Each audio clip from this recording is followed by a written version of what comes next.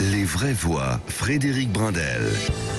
Ah, nos vraies voix, les vrais observateurs, que ce soit le psychologue Jean Dorido, que ce soit la consultante en handicap visuel, notamment Caroline Pilastre, ou que ce soit le magistrat honoraire Philippe Bilger, sur toutes ces questions, ils savent très bien les souffrances des uns, les agissements des autres. Alors, la question, dans un instant, je vous l'ai dit à 18h30, les entreprises peuvent-elles augmenter les salaires? Vous dites oui, vous dites non, vous allez sur le compte Twitter de Sud Radio ou le compte Facebook. Et maintenant, la question actualité, la fameuse variole du singe. Je dis la fameuse parce que tout le monde en parle. Alors oui, c'est un virus, douleur musculaire, fatigue, gros boutons, d'accord. Est-ce que c'est grave? Réponse par Philippe Poindron, virologue et professeur honoraire de virologie à l'Université de Strasbourg, qui se trouve être le spécialiste aussi de la variole du singe. Bonsoir, cher Philippe Poindron.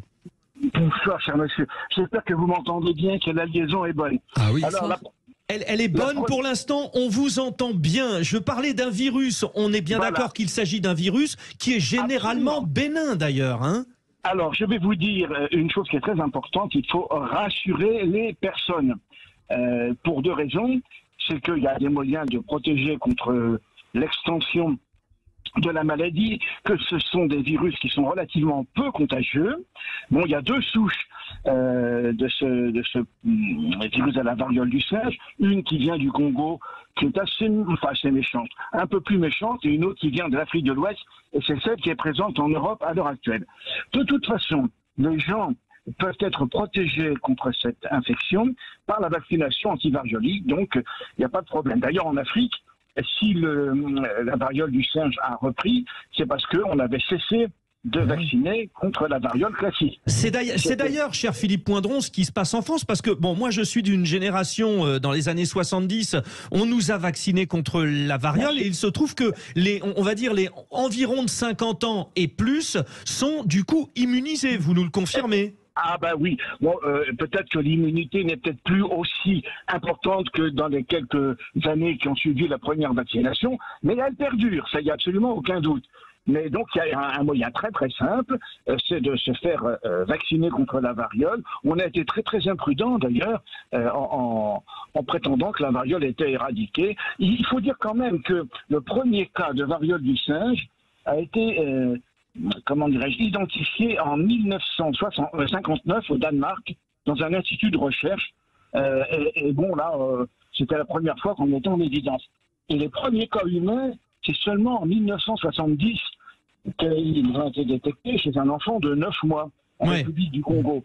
Donc c'est pas quelque chose qui est dramatique. Et si ça ne s'est pas étendu, c'est qu'à l'époque encore, on vaccinait contre la variole. Et tous les cas africains, pratiquement, surviennent chez des gens qui ne sont pas vaccinés. Bon, Philippe Poindron, restez bien avec nous. Ne bougez pas trop, parce que la liaison est bonne, mais on sent bien que si vous bougez un petit peu, ça... Et je vois Philippe Bilger réagir. Une réaction, Philippe Bilger, à cette variole du singe. Non, mais j'ai appris, franchement, avant qu'on aborde le sujet, je glissais rapidement sur les articles dans les médias concernant cela. Je vois avec plaisir que ça n'est pas grave et que probablement, même si on en parle beaucoup, ça n'aura pas d'effet négatif pour la plupart des gens, heureusement. Alors Philippe Poindron, on évoque le cas de la communauté homosexuelle.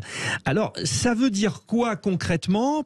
On sait qu'il y a un sauna gay en Espagne qui a dû fermer. Ça veut dire quoi ça?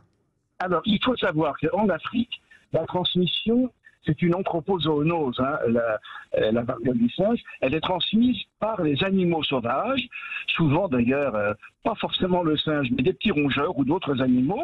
Et elle est transmise depuis l'animal à l'homme. C'est pour ça d'ailleurs que en Afrique, les cas de variole du singe sont surtout dans les zones rurales. En France, en Europe, la transmission interhumaine se fait de trois manières. Par les gouttelettes respiratoires, par le contact avec les liquides corporels et éventuellement par les excréments. Mais il faut qu'il y ait un contact prolongé.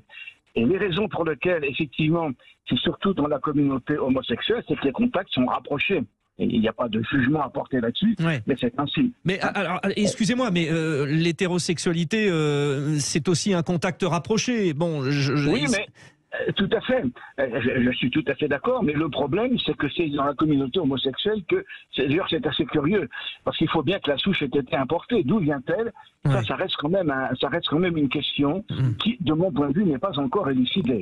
On a bien compris. Jean Dorido. Oui, non, alors à la fois, je me réjouis effectivement, à l'instar de Philippe Bilger, d'entendre le professeur nous expliquer que ça n'est pas grave, et en même temps, il y a quelque chose qui m'angoisse, parce qu'il faut rappeler quand même la variole, c'est la seule maladie que l'être humain a réussi à éradiquer complètement de la surface du globe, et c'est effectivement pour ça qu'on a arrêté de vacciner contre la variole, qui faisait énormément de morts, c'était effrayant cette maladie, et à force de vaccination généralisée, on a éradiqué la variole et du coup on a cessé de vacciner. C'est l'OMS qui a décidé ça, et donc il y a des souches de variole qui sont encore conservées avec des vaccins, mais aujourd'hui on va pas se faire peur, mais un fou terroriste rebalancerait la variole, ce serait une hécatombe. Et quand j'entends le professeur... Vous êtes scénariste dans les films. Non, on ne connaissait pas ce...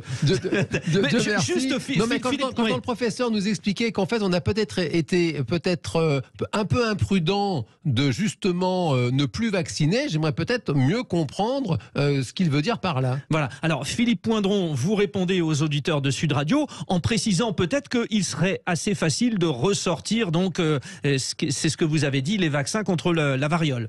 Alors, je voudrais répondre à l'attaque terroriste. À l'heure actuelle, dans le monde, il y a 3 laboratoires, un aux États-Unis, un en Angleterre et un en Fédération de Russie, puisque c'est le terme exact qu'il faut utiliser, qui possèdent cette souche du virus de la variole. Il n'y a plus aucun laboratoire au monde qui possède, en tous les cas officiellement, le virus de la variole en réserve. Donc, la possibilité d'un terroriste qui répandrait... C'est vrai que c'est un virus très résistant. Hein. Le virus de la variole est très, très résistant. Ça me paraît hautement improbable. Mais évidemment, si vous ne vaccinez plus contre la variole, eh bien, vous laissez la place à d'autres virus voisins, beaucoup moins graves, et contre lesquels on peut se prémunir. Il n'y a aucun problème. Hein. Alors, est-ce que ça veut dire que vous seriez partisan, monsieur Philippe Poindron, est-ce que vous seriez partisan à titre personnel, avec votre spécialité, votre connaissance du sujet, est-ce que vous seriez partisan de peut-être recommencer malgré tout à vacciner contre la variole? Surtout les gens après 1980. Oui, moi je suis absolument d'accord avec cette mesure. C'est une mesure de précaution. C'est une mesure de précaution. Et bon, alors on sait que la vaccination antivariolique, il ne faut pas la pratiquer chez des enfants de moins d'1 an, 1 an et demi. Mais sinon, pour le reste, c'est une vaccination qui est vraiment, on fait une petite pustule et puis voilà. Hein. C'est pas Et je propose que ceux qui ne sont pas vaccinés contre la variole n'aillent plus au travail. Non, je plaisante, c'est une plaisanterie. On est reparti pour une histoire de vaccin. Dit, après le pangolin, les amis, maintenant la variole du singe. Et vous nous avez rassuré, monsieur. Mais c'est vrai que quand on voit les images des malades, non content que ce soit écœurant, affreux, personne n'a envie évidemment de l'attraper, on se dit, est-ce que c'est une maladie, un virus qui laisse de longues séquelles? Est-ce que ça part, ces boutons? Ces pustules. Oui, il y a 2 possibilités. Si les boutons sont surinfectés, il peut y avoir ce qu'on appelle une peau vérolée. Hein. Exactement, la petite vérole, c'était ça. Hein. Si on ne gratte pas, il n'y a pas de surinfection, il y a des petites traces, mais enfin, c'est pas dramatique. Alors, ce qui distingue la variole du singe de la variole classique, c'est que les gens qui font une variole du singe font des ganglions, des adénopathies. Ça, c'est très très curieux. Il n'y a que ce virus-là qui donne ça. Donc, on peut faire assez rapidement le diagnostic, au moins biologique. Alors moi, ce qui me gêne... Et pour conclure, Philippe Poindron, oui, peut-être pour conclure un conseil, qu'est-ce qu'on doit faire très vite? Voilà. Alors...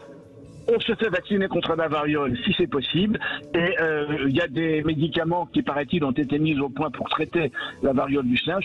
Bon, moi j'y crois pas trop, je crois plus à la vaccination. On fait attention, on laisse passer le moment, on fait pas trop de rapprochements, etc. etc. Mais ça va être difficile. Merci en tout cas Philippe Poindron, virologue et professeur honoraire de virologie à l'Université de Strasbourg, qui répondait aux auditeurs de Sud Radio. Dans un instant, le grand débat commence, 18h30, les entreprises peuvent-elles augmenter les salaires? Vous dites oui, vous dites non sur le compte Twitter Sud Radio. C'est Aurore Cachia qui s'occupe de tout ici pour l'équipe, et à la réalisation il s'occupe de tout, il va vous envoyer la suite. C'est Jamel Abdelak.